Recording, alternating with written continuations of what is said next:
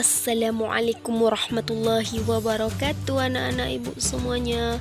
Bertemu lagi dengan Ibu Desi Kermilasari pada pelajaran pendidikan agama Islam dan budi pekerti bab 7, yaitunya mengenai materi mawas diri dan introspeksi diri dalam menjalani kehidupan. Adapun tujuan pembelajaran kita hari ini, yang pertama, melalui pembelajaran inquiry, kalian dapat menghubungkan fungsi iman kepada malaikat dengan aktivitas kehidupan. Yang kedua, melalui pembelajaran jigsaw, kalian dapat menunjukkan cara menumbuhkan karakter positif sehingga tertanam dorongan untuk beramal baik dan menjauhi amal buruk. Dan yang ketiga, melalui pembelajaran berbasis produk, kalian dapat membuat infografis mengenai tugas para malaikat dengan Canva atau dengan picture dengan benar. Adapun materi yang akan kita bahas, yang pertama, iman kepada malaikat. Yang kedua, tugas-tugas malaikat. Yang ketiga, hubungan beriman kepada malaikat dengan kehidupan sehari-hari. Dan yang keempat, hikmah beriman kepada malaikat. Yang pertama, iman kepada malaikat termasuk fondasi kepercayaan dalam Islam. Iman kepada malaikat termasuk rukun iman. Malaikat adalah makhluk Allah Subhanahu wa Ta'ala yang diciptakan dari nur ilahi, cahaya Allah Subhanahu wa Ta'ala. Mereka bertugas untuk mengurusi berbagai urusan yang diperintahkan olehnya. Iman kepada malaikat berarti mengakui keberadaan mereka yang selalu taat kepada Allah Subhanahu wa Ta'ala. Malaikat diciptakan untuk mengabdi kepadanya. Mereka tidak pernah membangkang dan tidak pula merasa letih. Allah Subhanahu wa Ta'ala mengisyarat Quran surat Al-Anbiya surat ke-21 ayat 19 yang berbunyi, A'udzu billahi minasyaitonir rajim. Bismillahirrahmanirrahim. Walahu man fis samawati wal ardi wa man indahu la yastakbiruna an ibadatihi wa la yastahzirun, yang artinya, dan miliknya siapa yang di langit dan di bumi, dan malaikat-malaikat yang di sisinya tidak mempunyai rasa angkuh untuk menyembahnya dan tidak pula merasa letih. Quran surat Al-Anbiya surat ke-21 ayat 19.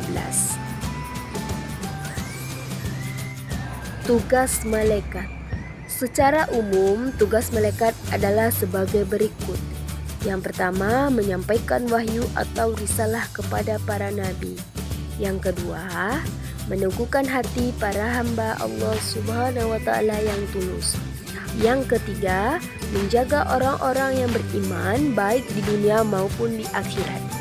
Dan yang keempat, perantara untuk melaksanakan hukuman bagi orang-orang kafir. Yang kelima, mendorong manusia untuk berbuat baik. Allah Subhanahu wa Ta'ala menciptakan banyak malaikat dengan berbagai tugasnya. Tetapi hari ini kita hanya membahas 10 malaikat yang wajib diketahui. Yang pertama, malaikat Jibril. Malaikat Jibril bertugas menyampaikan wahyu dan mengajarkannya kepada nabi dan rasul. Malaikat Jibril lah yang menyampaikan Al-Quran secara perlahan-lahan kepada Nabi Muhammad sallallahu alaihi wasallam. Yang kedua, malaikat Mikail. Malaikat Mikail bertanggung jawab mengirimkan rezeki dari Allah Subhanahu wa Ta'ala kepada manusia.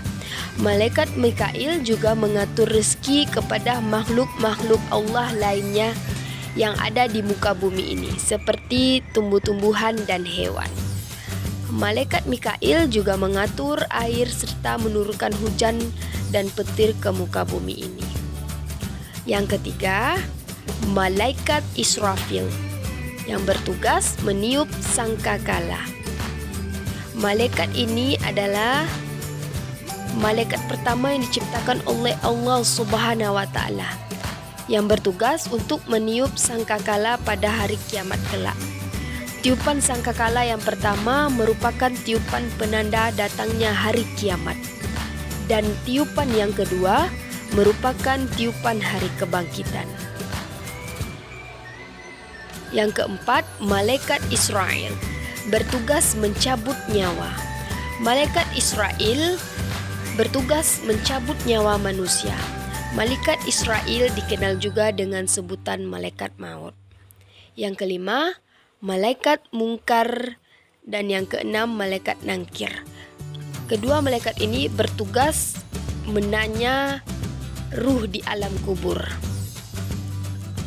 Yang ketujuh, Malaikat Rakib bertugas mencatat amal baik manusia.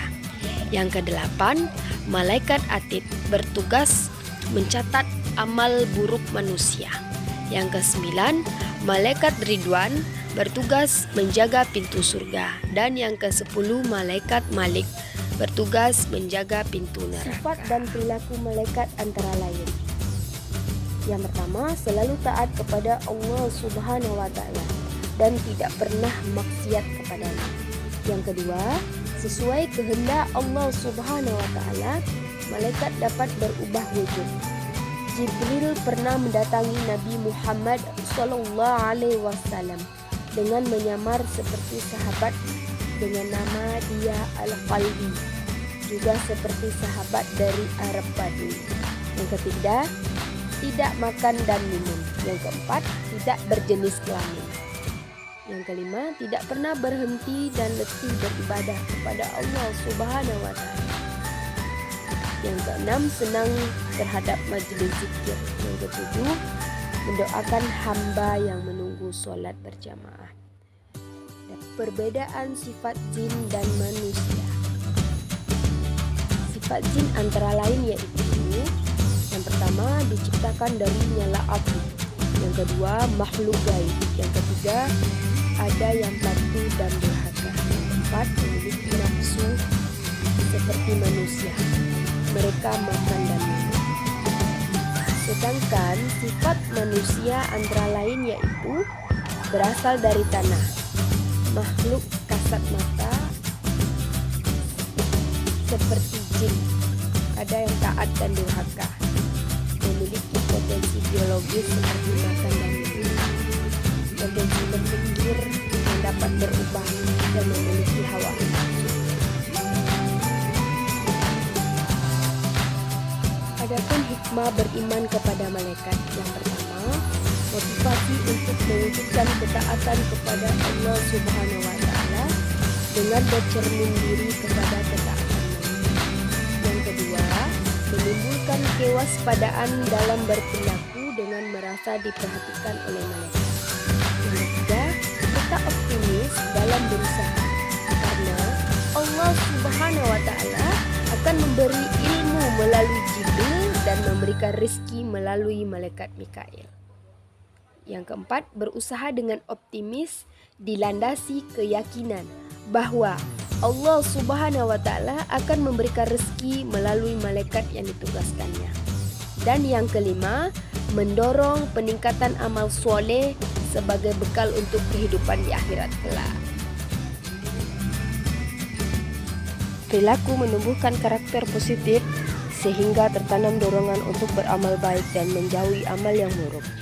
Perwujudan perilaku yang mencerminkan beriman kepada malaikat antara lain: yang pertama, selalu memohon hidayah kepadanya dan bersyukur dengan berbagi ilmu dengan orang lain. Ini merupakan cerminan beriman kepada malaikat Jibril. Yang kedua, berusaha secara maksimal dan bertawakal penuh kepadanya untuk mencari rezeki yang baik dan halal sebagai cerminan beriman kepada malaikat Mikail. Yang ketiga, sebagai orang yang beriman kepada malaikat Israfil, perilaku yang dapat diwujudkan adalah selalu memohon kepada Allah Subhanahu wa Ta'ala agar diselamatkan dalam menghadapi musibah dan huru-hara dunia maupun saat terjadinya hari kiamat. Yang keempat, berusaha mempersiapkan diri untuk menghadapi kematian dengan berdoa agar terhindar dari siksaan sakaratul maut ketika ajal menjemput. Ini merupakan cerminan beriman kepada malaikat Israel. Yang kelima, selalu memohon kepada Allah Subhanahu wa Ta'ala agar dilapangkan di alam kubur dan diringankan dari siksa kubur, menjadi cerminan beriman kepada malaikat Munkar dan Nangkir.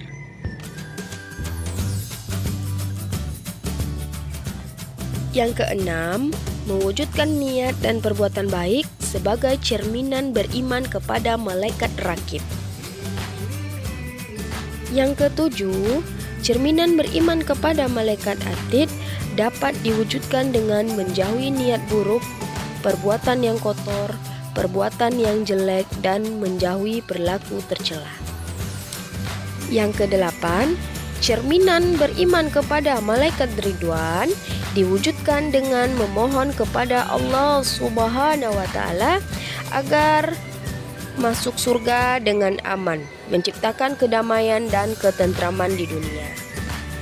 Yang kesembilan, cerminan beriman kepada malaikat Malik adalah memohon kepada Allah Subhanahu wa Ta'ala agar terhindar dari siksaan api neraka.